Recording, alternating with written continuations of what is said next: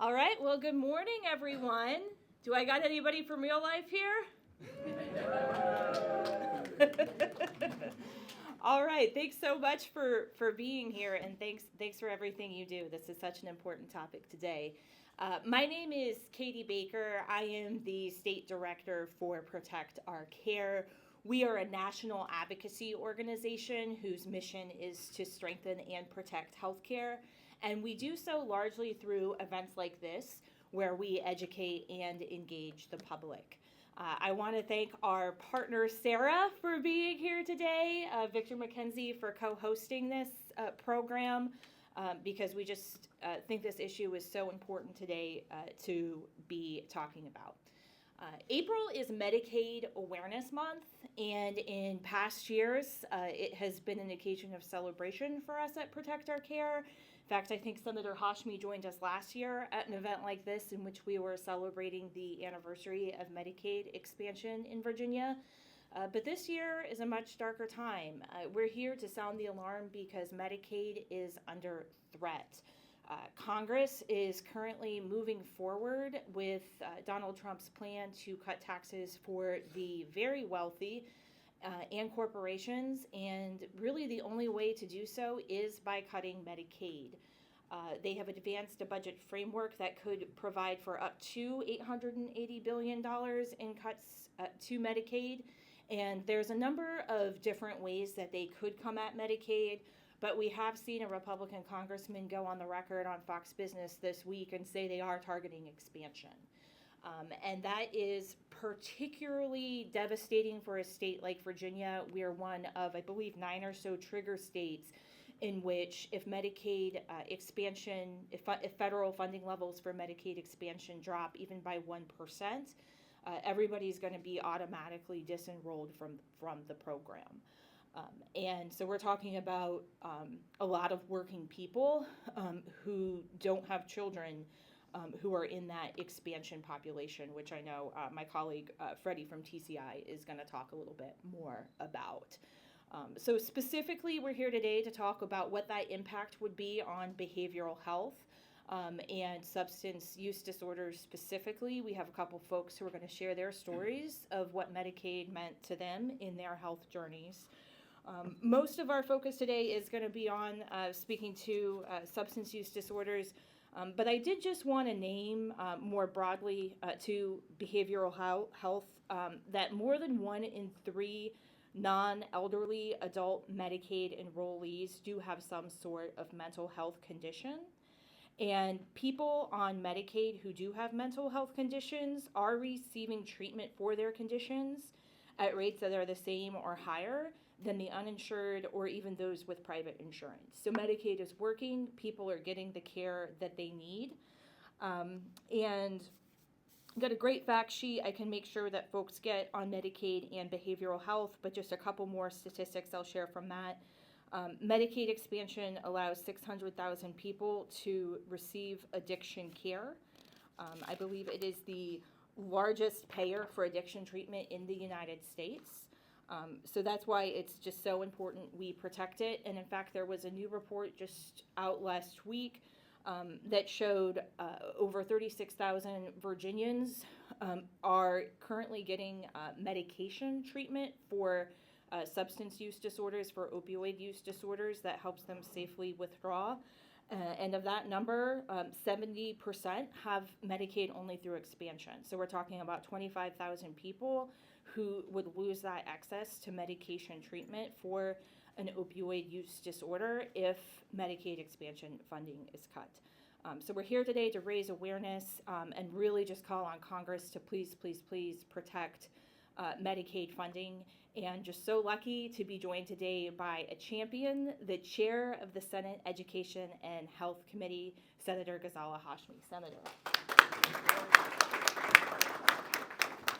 Well, good morning, everyone, and thank you so much to Katie and everyone who's organized this opportunity to speak about these critical issues today. And I want to thank SAARA and Protect Our Care, especially for inviting me to speak to the devastating impacts that any cuts to Medicaid will have on Virginians who are seeking help on substance abuse disorders.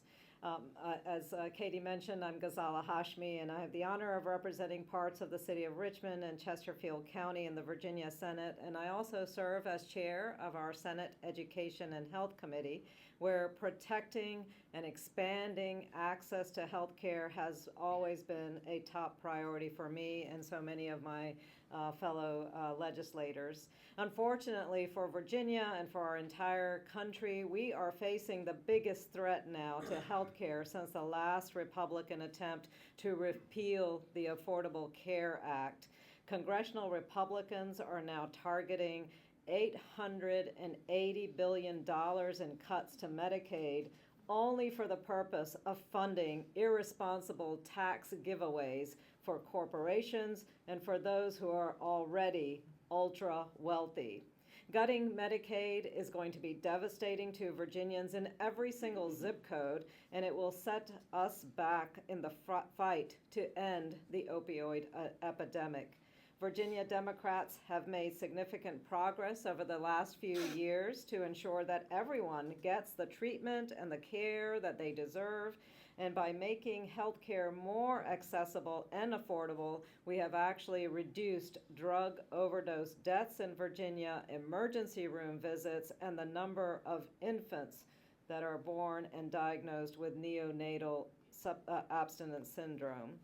So Medicaid has been our most powerful tool in achieving these milestones, and by expanding Medicaid and improving the services that are covered by the program, more people now have access to medication-assisted treatment, peer recovery specialists, and inpatient services. And we know how critical all of these options are. So getting people help early is critical to preventing overdoses and also helping them on the path of recovery.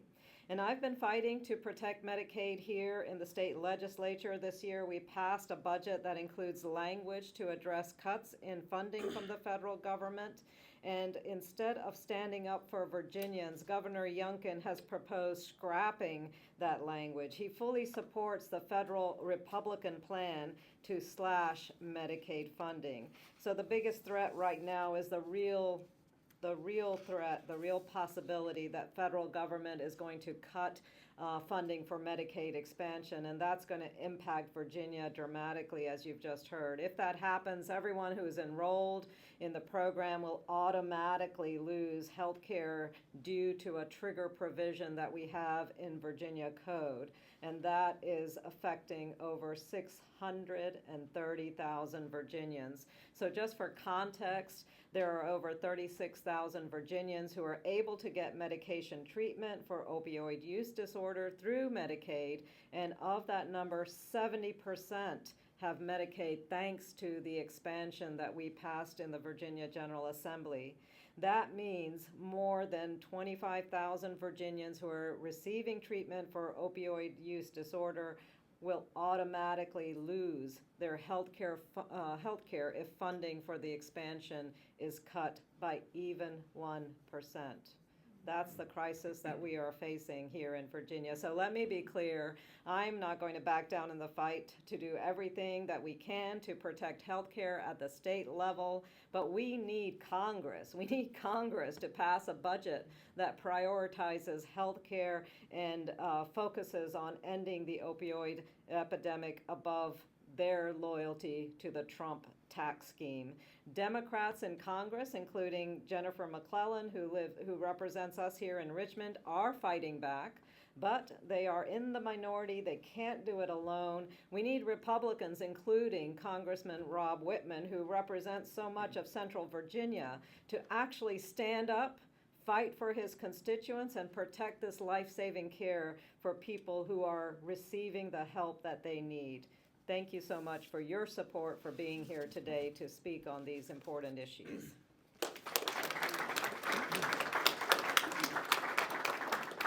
Thank you so much, Senator. And I just wanted to expand on something you said. Governor Youngkin was one of several Republican governors, although not all Republican governors, signed on to a letter endorsing this budget framework. I know the Ohio governor didn't. I believe the Vermont governor didn't either, and I don't think the West Virginia governor did either. So, this ultimately is a federal problem, but we need strong advocates here at the state level to make sure that we are really holding the president and Congress accountable and letting them know what's at stake if people lose access to their health care here in Virginia. And next, I'm excited to introduce our partner in co-hosting this event. Victor McKenzie of SAARA, Virginia is the executive director and also a dear personal friend. So thank you so much, Victor, for joining us today.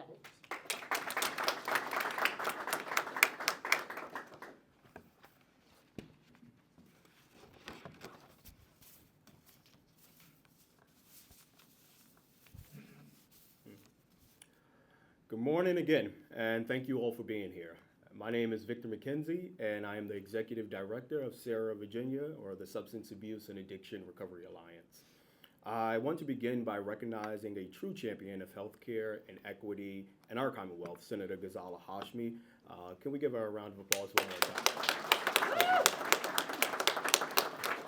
I believe her leadership reminds us real progress demands both courage and commitment. And as we close out Medicaid Awareness Month, we're not here to celebrate. We're here to sound the alarm, as Katie mentioned. Congress is, at this moment, advancing a federal budget plan that could slash Medicaid by up to $880 billion. I'll say that again, $880 billion. Now, this isn't just a number on a spreadsheet. It is a direct threat to nearly 2 million Virginians who depend on Medicaid for their health care, from newborns to seniors. And for people living with substance use disorder, Medicaid is the difference between treatment and tragedy. It funds prevention, funds access to medication, and it funds critical recovery services that save lives every single day. Thanks to Medicaid, here in Virginia, we have made real progress. We have fewer infant hospitalization, more access to early treatment, and lower overdose deaths in areas where care is available. And we're not just saving lives, we're saving the state money by connecting people to care before the crisis hits. If this budget passes, it could mean shuttered treatment centers, longer wait times for care, and fewer peer recovery specialists. And as I look around this room, you can know that that will be a critical hit to our behavioral health workforce. And here's the reality. When someone is ready and can get help in time, they may not get another chance. Even more alarming, the proposal targets Medicaid expansion. And I know Freddie will talk about that in a few. If that's cut, over 629,000 Virginians could lose their health coverage, including more than 25,000 people receiving medication for opioid use disorder right now. And let's be clear, this is a life and death issue. Imagine the ripple effects throughout our Commonwealth, with hospitals being overwhelmed, families left without options, and people returning back to the shadows because treatment doesn't exist, but because it's no longer within reach. But we're not powerless. As you can look around this room, we look across the Commonwealth right now, and as Congress is set to debate the details of this proposal in the coming weeks, this is the moment for voices to be heard, and that's why we're here today. At SAARA, we are mobilizing across Virginia. We are organizing in communities from Central Virginia to the Southwest up to Nova, ensuring that we are elevating lived experiences and demanding action. But it's really on each one of you all to contact your congressperson and let them know the impact that this can have. And Medicaid is not just a line item. It is a lifeline. We can't stop these cuts. We can stop these cuts. We must stop these cuts. And together, I believe we will. Thank you.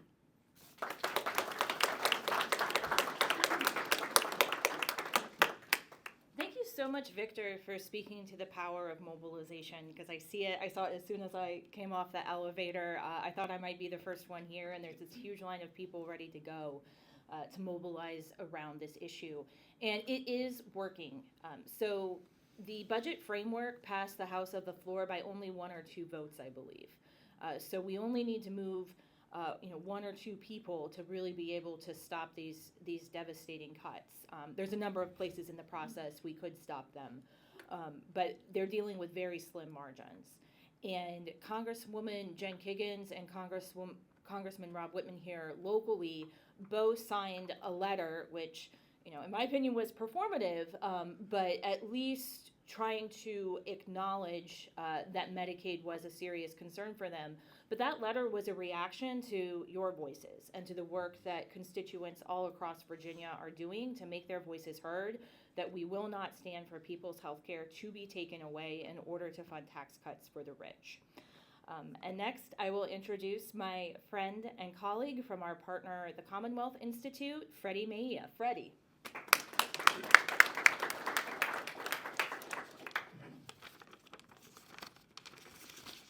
Good morning, everyone. My name is Freddie Mejia, and I serve as the Policy Director at the Commonwealth Institute for Fiscal Analysis.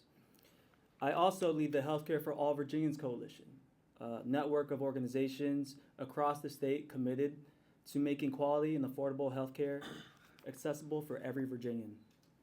A big thank you to Protect Our Care and SAARA for organizing this event and for spotlighting the urgent need to protect Medicaid and the behavioral health services it provides to so many across our state, from Abington to Arlington. In 2018, the Commonwealth Institute was proud to help lead the charge to expand Medicaid, an achievement made possible by the Affordable Care Act. Leading up to that historic vote, Virginia had one of the most restrictive Medicaid programs in the nation. Medicaid expansion changed it all. Before expansion, unless you were a person with a disability, no childless adult was eligible for health coverage through Medicaid.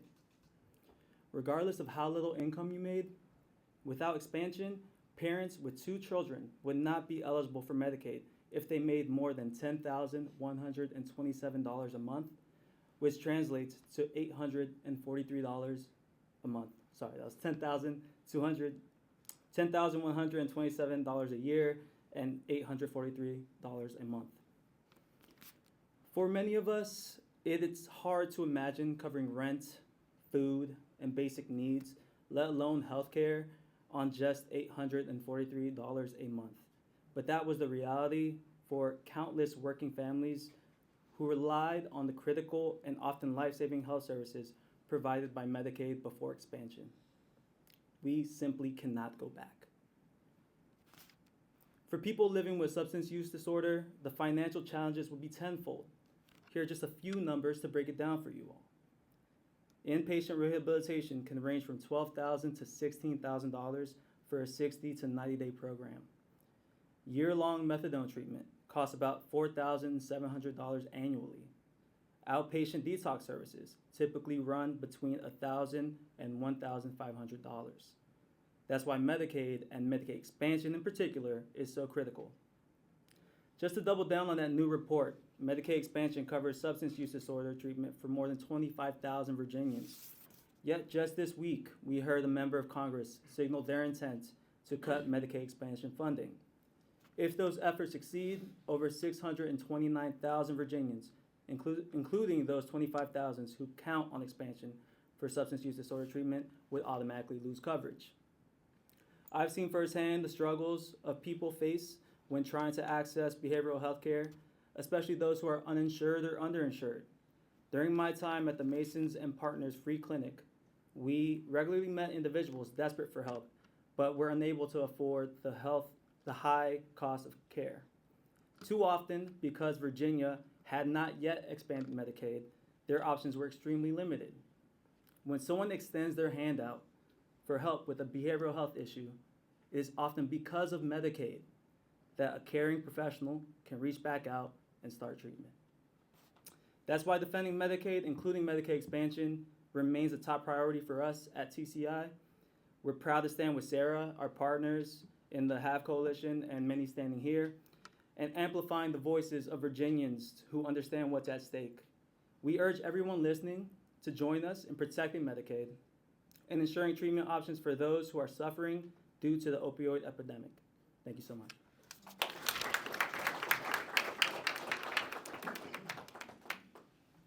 Thank you so much, Freddie. And one of the most important things we do at Protect Our Care is elevate the voices of people who would be impacted by proposed policies. So I'm here today, very excited to introduce Jessie Ross from Petersburg, who is going to share her story of how Medicaid has helped her. Jessie.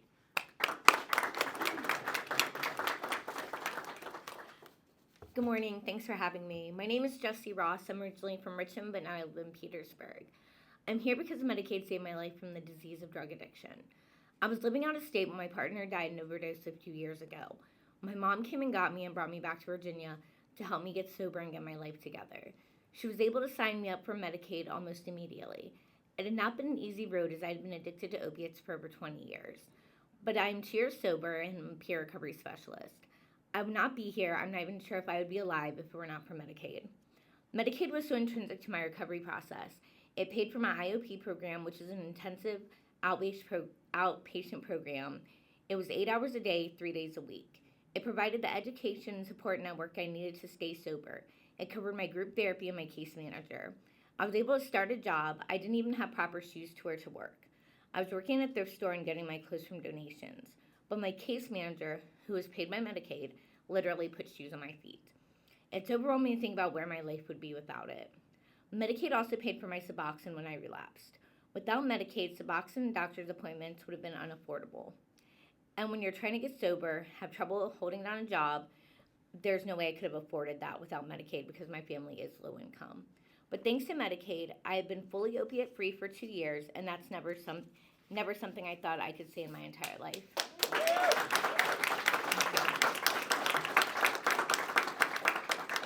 Medicaid also pays for my doctor's visits and psychiatrist visits.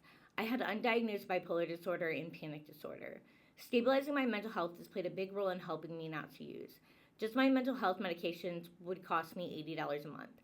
When I didn't even have shoes, how could I afford that? But Medicaid gave me basic stability in terms of affording my medicine and my treatment, as well as my outpatient treatment. When I add up my sober living out of pocket, I just wouldn't have been able to do it because I was paying $700 a month for a bed fee. So if I had to come up with money for the actual drug treatment, I couldn't have done it, frankly. So I'm here just to beg Congress, please do not cut Medicaid. Please do not take people's health care away from them. People will relapse. I'm afraid I will relapse without the health care I get through Medicaid. Addiction is a disease you learn to live with your whole life. You just learn how to manage it. You learn how to live sober, but you need supports to do it. And when you start removing those supports, the world collapses around you and you could relapse. Medicaid saved my life and the lives of so many other people like me. We have value and we want to give back to others. So please don't cut this program just to give tax breaks to the very rich. Thank you.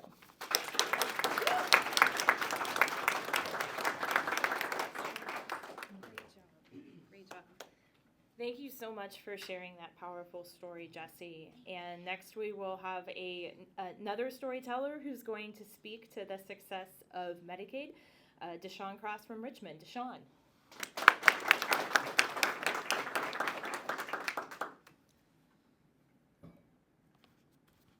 Thank you so much for having me here today. My name is Deshaun Cross and I live in Richmond. I have been clean for a few years now and owe my recovery to Medicaid. I was addicted to alcohol and living on the streets of Newport News and Norfolk at first, but thanks to Medicaid, I was able to get into a recovery program in the area. Medicaid paid for my detox and for the medicine I needed for me to stay off alcohol because the withdrawals were so severe I was having seizures. They put me on benzos and Medicaid paid for that. Medicaid also covered my first 30 days of my recovery at Landmark, and it was thanks to my case manager there, who was paid by Medicaid, that I was able to get into a recovery house program at Real Life in Richmond. Medicaid paid for me to stay there, and I graduated from their 6-month program. I was a house leader for Real Life for a year, then they hired me to work in their gun violence prevention program. I also started classes in May, will be starting classes in May to become a peer recovery specialist so I can help other people like me to get the help they need and be productive members of society. Without Medicaid, I do not know where I would be. Medicaid not only helped me get sober, but it led me to find real life, which is now my employer. I am a productive tax-paying member of society. I pay my rent on time and my car payment on time. I'm helping prevent gun violence among the youth in Petersburg. I take great pride in improving my community, and Medicaid gave me that start. I would just tell members of Congress, if you want to get more people to be productive members of society, some of them need help getting a start.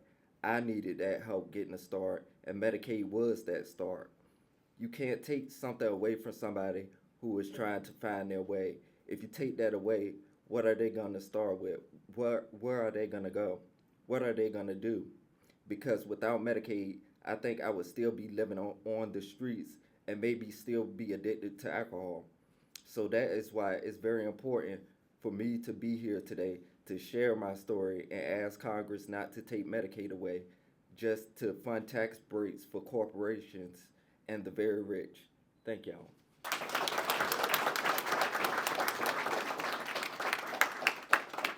Great job. Thank you so much, Deshaun, for sharing your story. I really can't add anything more powerful than that. I just want to thank SAARA, Real Life, Senator Hashmi, all our speakers, and Democrats in Congress, and Congresswoman McClellan here locally for being champions of healthcare. We just got to keep that pressure up, particularly Congresswoman Kiggins and Congressman Whitman have shown they're feeling the pressure. So we just got to keep it up. And with that, I will open it up to any questions from press. Tyler, I see your hand first. You mentioned Congressman Scott on Fox Business trying to roll back the amount that the federal government pays for Medicaid expansion. They said the responsibility would be on governors and state lawmakers to make up that difference. One, is that even possible in Virginia? And if Virginia had to put a large chunk of money towards covering the Medicaid expansion population, what other programs would need to be cut to ensure that those people are covered? That's the $10 million question, I think, or the $10 billion question. And sadly, that is the crisis that we are facing. So the General Assembly has appointed 2 select committees. There is the House Select Committee that is looking at the broad picture of what federal actions are going to mean for us here in Virginia and for our constituents. And our chair of Senate Finance and Appropriation on the Senate side has a select committee to really examine budgetary concerns. So we have passed a budget, our budget amendments that will carry us through for this year. The governor, I believe, is getting ready to sign what we just passed at a reconvened session. But one thing we know is, given the federal actions on Medicaid expansion, on our funding for Title I schools and for special education, all of that is going to default to the state, which means that we have to come back in the state assembly and reevaluate where we are in the budget, how we can fill these gaps. We're going to have to make some really, really tough decisions. And these are fundamentally unfair decisions because they impact the most vulnerable communities all across Virginia and, in fact, all across the country. And so one thing we must do is be collective in our voices, in our actions, and demand that Congress stand up to what the Trump administration is trying to do, which is to take this essential funding and hand it over to those who are already part of the ultra-wealthy, our corporations, and it's tax breaks that are going to harm every single one of our communities. And we need Congress to take action now and to stand up and fight for their constituents, because this is a federal decision that is going to have devastating impacts all throughout our Commonwealth and all throughout the country. Dave? I actually had a couple. One, I guess, for the senator, and that's, are we ultimately talking about fewer people getting service that Medicaid expansion covers? Are we talking about people who may not be able to get medication-assisted treatment or case management or some of the other services we've talked about? Or is the choice going to be increased tax burden on Virginians? Do we know yet? We don't know yet because we don't have the federal budget in front of us, and that is still going through the process. The Senate has to take a look at what the House has already passed. And so that's the gray area, that's the uncertainty. But one thing we know here in Virginia is because of our trigger language, when we passed Medicaid expansion, we passed it on a bipartisan vote because of the trigger language. And that is, if the federal government removes that funding, which right now federal government provides 90% of our Medicaid expansion, if it just moves it by 1%, if it drops it to 89%, and that's not even the conversation, right? The conversation is to take away all funding. So, but even if we lose just 1%, our trigger language here in Virginia is that 630,000 Virginians automatically lose that critical coverage. And that impacts all of the very essential programs we've been talking about this morning. It impacts our healthcare systems broadly. It impacts the services that we're able to provide and our staffs. Our hospitals themselves, our entire healthcare system will be in crisis. And that's the response that we're going to have to come back to face as a General Assembly. We know that Virginia doesn't have the capacity to fill that very large budget hole. We'll have to make some really tough decisions. The other questions I wanted to ask, we've been talking a lot about the roughly 25,000 Medicaid expansion folks who get a particular kind of substance abuse treatment, the medication assisted treatment. But I think Ms. Ross and Mr. Ross have referred to other things, and I was wondering if we could talk a little bit about whether it's case management, whether it's medication for some of the really intense systems of detox, whether it's residents. What are the things that Medicaid covers that, in addition to medication-assisted treatment, are what we're talking about?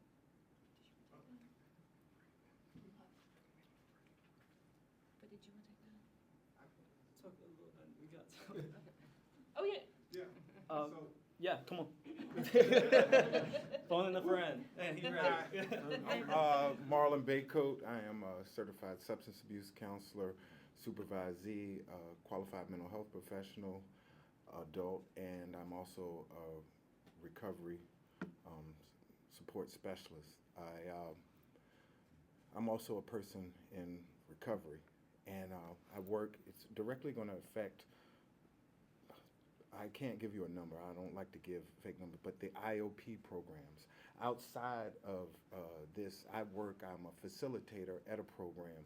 We have IOP treatment, we have PHP, partial hospitalizations. If you cut this program, it's going to hurt the hospitals. What we do, Sky Point Recovery, who I worked for at the beginning of the year, they're in the new state police building across from 9 Mile Road, and Cody Cook is the COO. What he's trying to do is bring a culture from the Midwest here.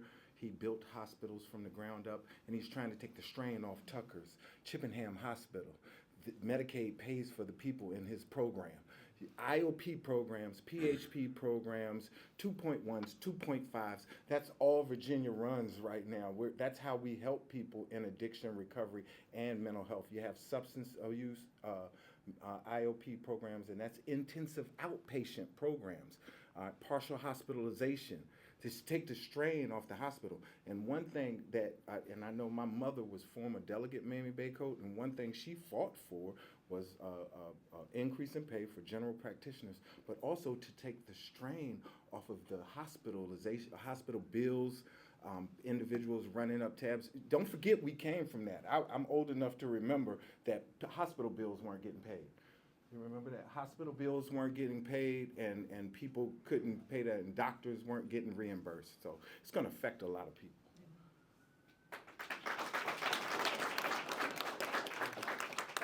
Thank you for your work and your answer there. Hi, Joe. Hey, how you doing? This is for the senator, if possible. We know there's been some Republicans in Congress who have voiced concerns about potential cuts. What about on the state side? Especially, we know that the opioid epidemic has really affected South Side and Southwest Virginia. Have you heard from any of your colleagues about their concerns? I have not personally heard from my colleagues on the Republican side in a public way, but I know we have been having these discussions privately about the impacts that all of the cuts to Medicaid expansion will have. One thing we know is that our rural hospitals are going to be hit the hardest. Some of them may, in fact, face serious questions about closures. And these are underserved communities to begin with. We have healthcare deserts and very severe shortages all across the healthcare spectrum, but particularly the opioid crisis, which we have sought to address through our special committee and try to bring some answers. So much of the progress we've made and the resources that we've been able to provide are covered through Medicaid services. And so we are going to see wholesale impacts. Now, you're right, in Congress, we've had Republicans in Virginia, Congressman Whitman and Congresswoman Kiggins have signed on to a letter now. My comment is that why didn't you stand up and speak on these issues and fight for your constituents as the budget was being considered? They took the vote to pass the budget. They've already voted on these cuts out of the House of Representatives. We didn't hear from them at that point when it was so essential for them to be fighting on these issues. Now they've signed a letter. For me, I see it very much as a performative gesture. And I hope that it is more than that. I hope they're going to actually follow up with real, meaningful action. And I certainly hope that they are reaching back and talking to their Republican state leaders and asking them to join them in this fight, because it is going to be devastating for all of Virginia. Thank you. So I think thank you everybody first off for joining us. I think we'll get a photo with our speakers. Bert, you can tell us where you want. And then if folks from real life or anybody else in the audience wants to get a group photo, Bert can also tell us the best place to stand. And if any of our speakers are able to hang out a little bit longer, if reporters have additional questions, we can try to accommodate that. So thank you all. Have a nice day.